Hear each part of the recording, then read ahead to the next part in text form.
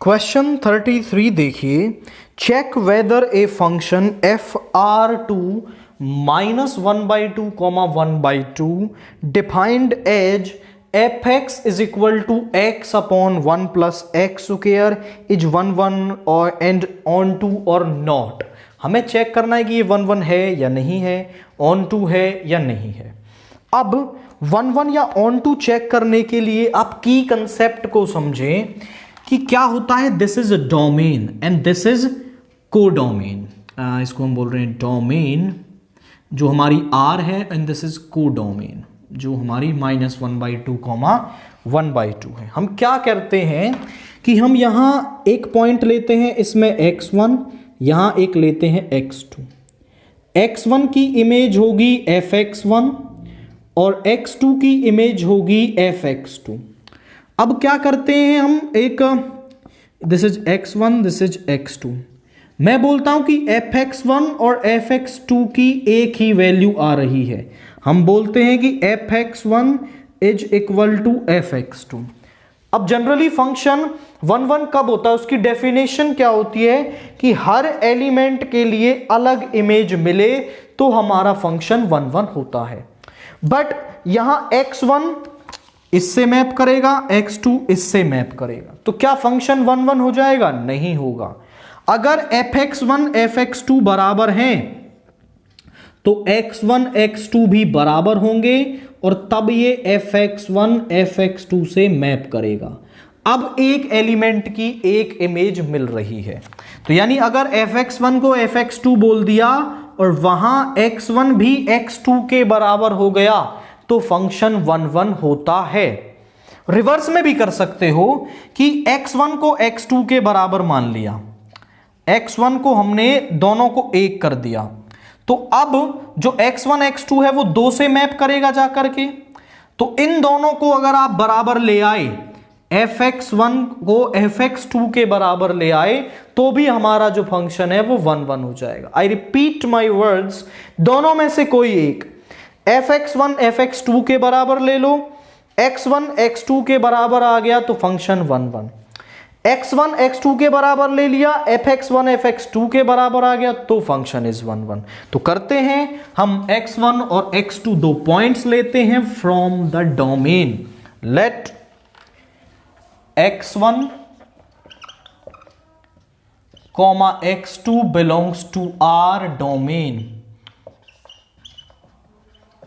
सच that, हम किस तरीके से बोल रहे हैं कि जो fx1 है वो fx2 के बराबर है, और हम दिखाएंगे कि x1 x2 के बराबर होगा।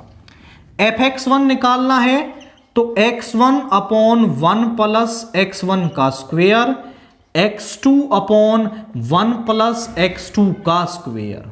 अब यहां से कुछ सॉल्व करना है, cross multiply x1 plus x1 x2 का square, x2 plus x2 x1 का स्क्वायर। दोनों को इस तरफ ले आओ, x1 minus x2 plus x1 x2 का स्क्वायर माइनस x2 x1 का स्क्वायर इज इक्वल टू 0। यहां है x1 माइनस x2 प्लस, यहां से आप कॉमन लें, क्या कॉमन लें? यहां से आप कॉमन लें माइनस x1 x2। अब जरा देखो, x1 x2 गया, यहां बचेगा x2 और वो हो जाएगा नेगेटिव क्योंकि माइनस कॉमन लिया है, और यहां बचेगा x1, वो हो जाएगा प्लस का। अब आप समझ गए होंगे कि क्यों कॉमन लिया है। दोनों में से x1 माइनस x2 को कॉमन ले लो, और यहां आ गया 1 minus x1 x2 is equal to 0। ये कंडीशन हमारे पास यहां पर आ रही है। अब हमें चेक करना है कि ये 1 ऑन टू है या नहीं है। देखो जरा, यहां से x1 x2 तो आ रहा है, बट ये भी कंडीशन साथ में आ रही है। केवल यही आना चाहिए कि x1 x2 के बराबर नहीं है। यहां से x1 x2 आ गया, बट यहां से आ रहा है कि x1 is equal to 1/x2।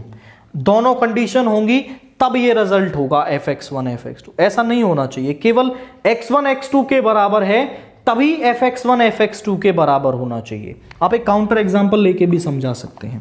Late हमने मान लिया x1 is equal to 2 and x2 is equal to 1/2। आप चेक करें, x1 is 2 and x2 is 1/2। ऐसा क्यों लिया अभी समझ में आएगा। तो यहां पे पुट करेंगे 2 minus 1/2 into 1 minus 2 into 1/2 is 0, which implies आप बोलेंगे कि वेन, यहां पे लिखो when x is 2 x2 is 1/2, तो इस टर्म की वैल्यू क्या आ रही है, x1 minus x2 into 1 minus x1 x2 is equal to 0। आप देखो जब x1 2 है और x2 1/2 है तो fx1 is equal to fx2 वाली कंडीशन को सेटिस्फाई कर रहा है जब ये दोनों अलग हैं।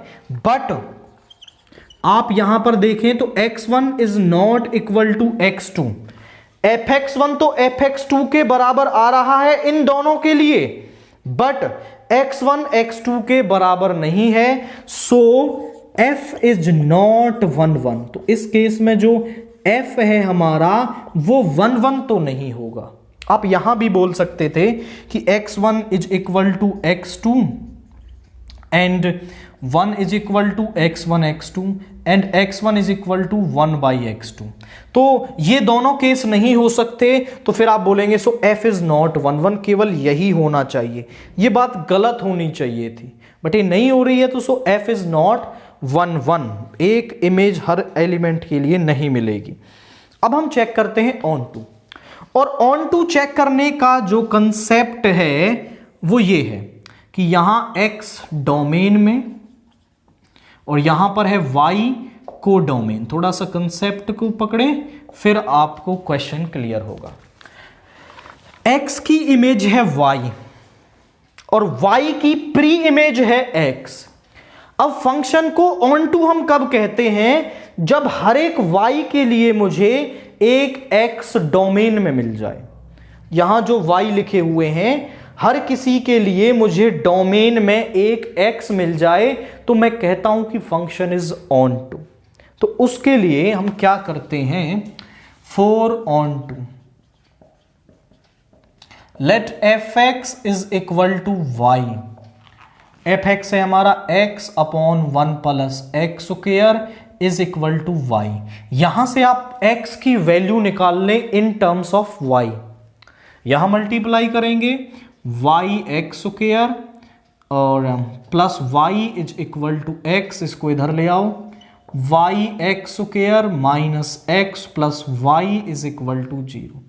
x की वैल्यू निकालेंगे माइनस b यानी plus 1 plus minus B square minus 4ac, 4a और c यानी 4y square upon 2a and यहां पर आप बोलेंगे y is not equal to 0। अब आप समझो ये x की वैल्यू आ गई।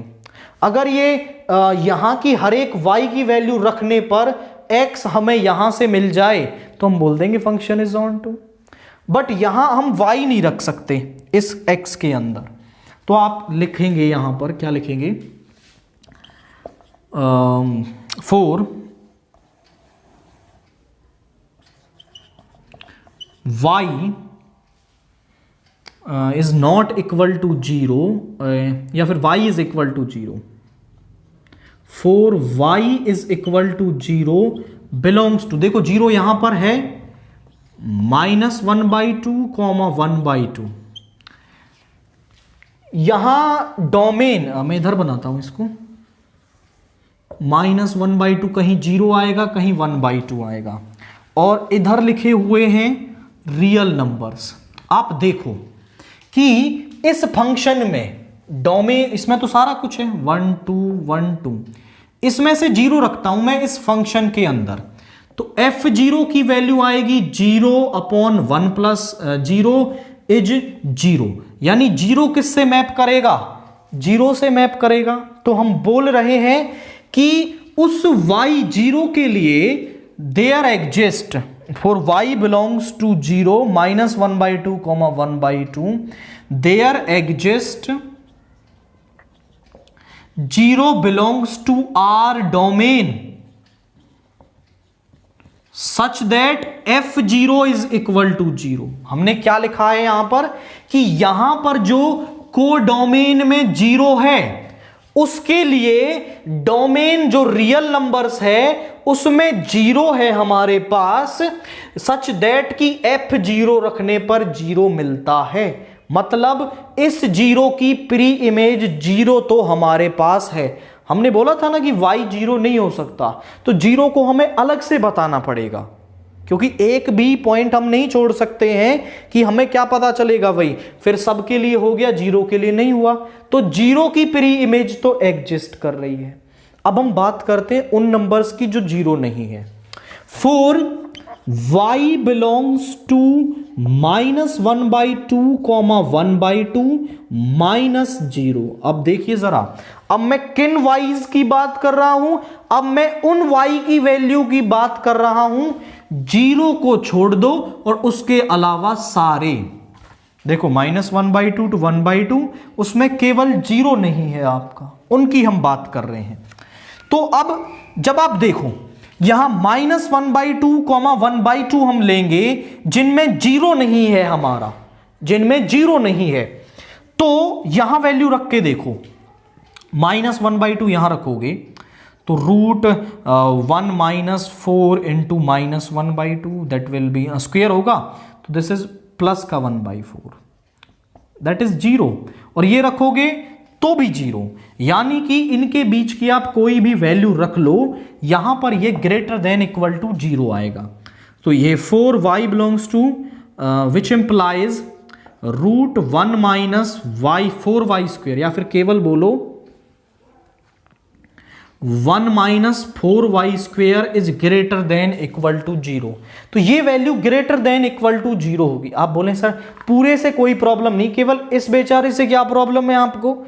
आप देखें तो रूट के अंदर नेगेटिव यदि वैल्यू आ गई तो फिर वैल्यू रियल नंबर्स के अंदर नहीं होगी, उसके अलावा तो पॉइंट में या फिर कैसी भी नेगेटिव पॉजिटिव कैसी भी वैल्यू आए वो रियल नंबर्स के अंदर होगी। बट अगर फंक्शन रूट के अंदर नेगेटिव आ गया दैट मीन्स वो बन जाएगा इमेजिनरी, और इमेजिनरी रियल नंबर्स के अंदर नहीं होता। तो यहां ये पॉजिटिव दिखाना बहुत जरूरी है। So 1 - 4y² is greater than equal to 0, then x belongs to r, then x belongs to r -0। तो यहां आपके इन सभी y's के लिए जो यहां बिलोंग करते हैं ये आपका ग्रेटर देन 0 होता है, then x belongs to r -0, क्योंकि 0 पहले से 0 के लिए फिक्स्ड है। अब आप चेक करो कि 0 के लिए प्री इमेज मिल गई 0, और बाकी के नंबर्स के लिए हमारे पास इस रियल नंबर में आपकी क्या आ रही है, प्री इमेज आ रही है। और यही तो हमें चाहिए होता है फॉर ऑन टू करने के लिए कि हर एलिमेंट की प्री इमेज मिले। तो हम लिखेंगे for every y belongs to -1/2, 1/2 -1/2, 1/2 there exist x belongs to r such that fx is equal to y। तो so f is on to कि हर एलिमेंट की यहां पर एक प्री इमेज मिल रही है, सो f इज ऑन टू। तो ये जो हमारा f है वो 1 1 तो नहीं होगा, बट क्योंकि यहां पे हर एलिमेंट की एक प्री इमेज मिल रही है तो ये हमारा ऑन टू डेफिनेटली होगा।